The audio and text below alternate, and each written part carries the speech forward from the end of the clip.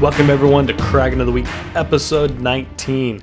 This week we have a game from Chr1s246 in the Tier 7 French cruiser Charles Martel.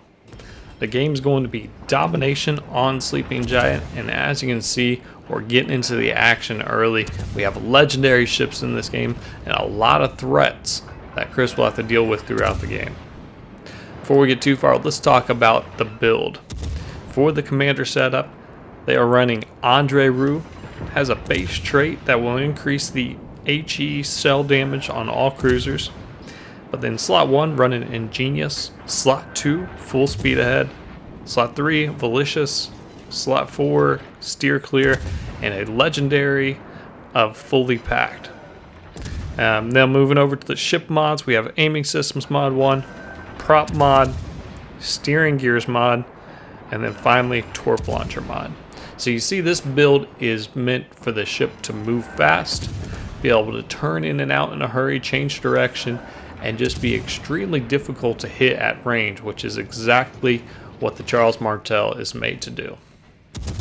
So if you look at the mini map here, the enemy team already lost GK. That is a major hit. That's a lot of potential damage off the map, as well as one of the bigger threats overall, as the GK also has a significant amount of health. So with the big guns off the map, Chris is able to move in here, and you see the blue team's doing a great job of covering this side of the map. They're fairly well spread out. You know, there's a couple ships off to the west, a couple of ships to the east, and a couple of ships still centrally located. So they're able to get a lot of different firing angles on these ships, and it's going to be key as they continue on in and keeping the enemy pushed back by having those angles. As you see here, in addition to having to worry about the battleships and cruisers on the enemy team, we also have a carrier in the game, and the Charles Martel AA doing some work there, shooting down 5 planes out of that torpedo bomber group.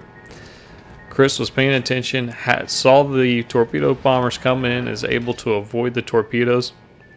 It's a little bit more difficult than you would imagine when you have torpedoes shot at your stern in the same direction that you're traveling.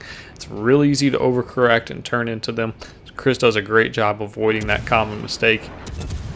Right there, ship number 2 goes down for the enemy team, and the blue team's looking great. They're in both caps. There's no red team really close to either of the caps. Unfortunately, we do lose one of our ships right there. As you can see at the top, we still have a ship lead as well as a significant points lead at this point. Right here, we do see a Parzival take out one of our ships, and right there we have another ship go down. So real quick, the ship lead is swung in the favor of the red team, and the C cap is still not locked down. So this is getting to be a little bit of a dicey situation, as that Kutuzov does have the ability to keep resetting. However, the Kutuzov took a big hit right there. Much of their damage coming off. Chris does the wise thing, angles up, because the Kutuzov AP can be truly devastating to fellow cruisers. Does a tactical beach here, and it's going to be to finish off the Kutuzov, which is taking away the main threat that's on the eastern flank right now. So that's kill number 1, 70 hits. 64,000 in damage. This is a great start. Somehow right here though, the enemy carrier gets spotted. Chris doing the right thing, popping some shots off at the carrier. If you're able to get the carrier out of the match early without trading too much of your own health, absolutely do it. It is a huge part of the game, and not having a carrier on the enemy team in the end game is typically going to be a great recipe for getting the win. Unfortunately, right there, a fellow div mate goes down, and things are getting a little tricky here.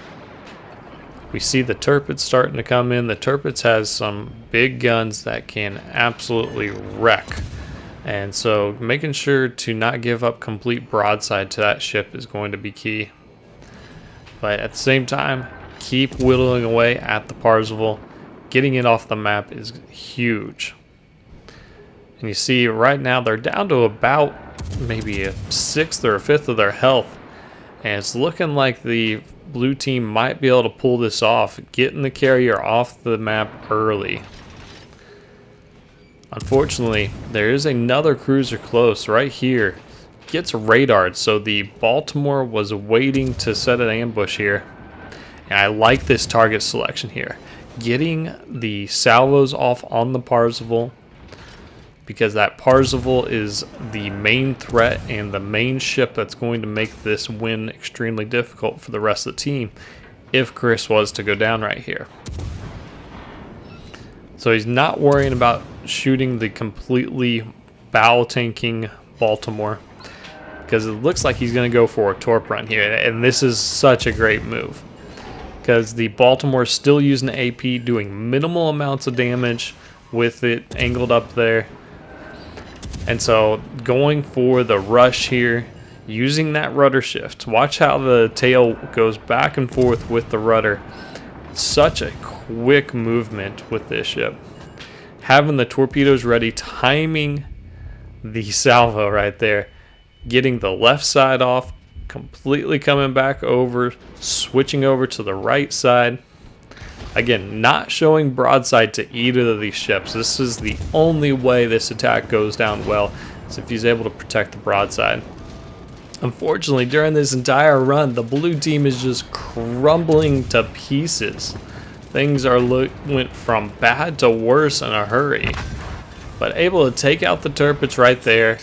The Baltimore is trying to bail out. Can't get the turrets around quick enough. Gets the double strike on the Baltimore, and that's kill number 3. And we're at 155,000 damage so far. And fortunately, that evens things up. Blue team has the only cap. The other 2 caps are not touched right now. So doing the right thing, teammates calling for support and to get the caps, because that's what's going to help the team win the most. As Chris makes their way back into the B cap, we see the biggest guns in the game show up and completely broadside. Again, we have that quick rudder shift. You saw immediately pulled the trigger, shot that, hit the brakes, and turned in.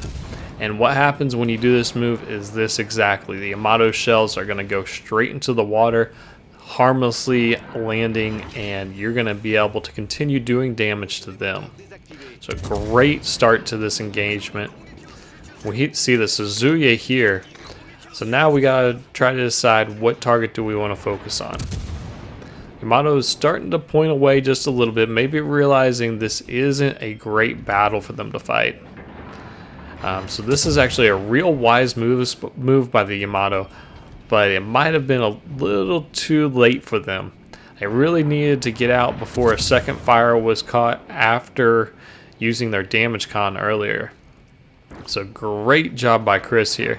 And again, just racking up that damage. There's the high caliber medal, 172,000 so far. And right there, getting the Confederate medal. So we're starting to stack up these medals, and absolutely great job. One thing I will say about the battleship is I'm not sure they ever should have been out there on that flank, that far away from the caps to begin with. That's kind of no man's land. The western side of this map is typically not going to be productive. It's where ships go to die or to waste time. So I would recommend definitely going the inside route if you're spawning on the west side. It's definitely the way to get into the action earlier and not have to waste 3, 4, 5 minutes going around the island into A. But at this point, this is a nearly perfect encounter for Chris. Sitting in the cap, there's no close threats. The only 3 enemy ships are over there grouped together, not getting a cap, and he's going to be able to finish off B here, and that's going to be the second capture and the only 2 captures in the game, which is mind-blowing. Capture points are how you win this game, and when you miss them, it's typically going to be fatal to your chances of winning a game. Here, getting some insurance torpedoes into the water for the Suzuya, but the guns on the Charles Martel are going to do a fantastic job. This is what they do, tearing up other cruisers with the HE, nose on. That's kill number 4, 190,000 damage. And now kudos to our battleship. that swung over to the west side after they saw how this was shaking out, because they have the attention of both the enemy battleships, and it's allowing Chr1s to come in here and just get these amazing cross-firing angles.